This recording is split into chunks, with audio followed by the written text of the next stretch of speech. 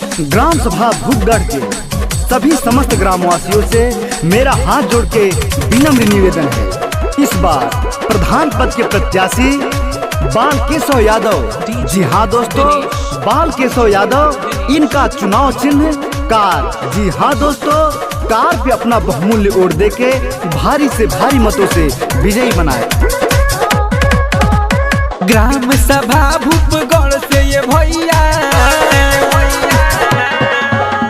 Gram सभा भूपगढ़ से ये भैया, बाल केशव यादव के जितावो, विकास गौवा के करावो, विकास गौवा के करावो। पहुँचे न पाई भैया गौवा में केहू गरीब हो,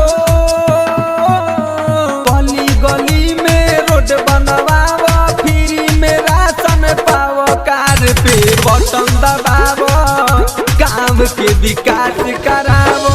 बाल केशव जिंदाबाद जिंदाबाद जिंदाबाद, बाल केशव जिंदाबाद जिंदाबाद जिंदाबाद। अपना प्रधान कैसा हो, बाल केशव जैसा हो, अपना प्रधान कैसा हो, बाल केशव जैसा हो।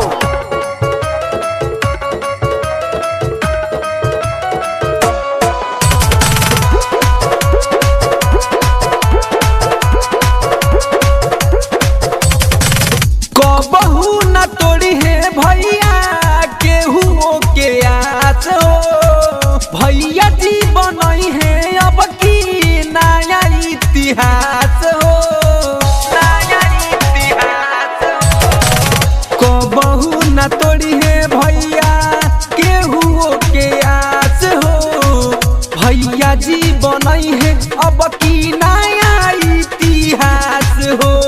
तन केहू के बात में आवो, मिल के हाथ बटावो, विकास गौवा के करावो, विकास गौवा के करावो। बाल केशव जिंदाबाद जिंदाबाद जिंदाबाद, बाल केशव जिंदाबाद जिंदाबाद जिंदाबाद। अपना प्रधान कैसा हो, बाल केशव जैसा हो, अपना प्रधान कैसा हो, बाल केशव जैसा हो।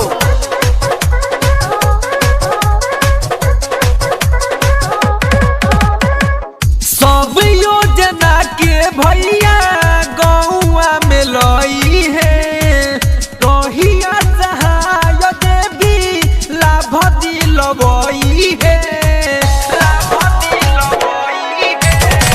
सब योजना के भैया गौवा में लई है, रहिया सहाय देवी लाभ दिलवई है। ओहे तिवारी के बात ना भूलई हो,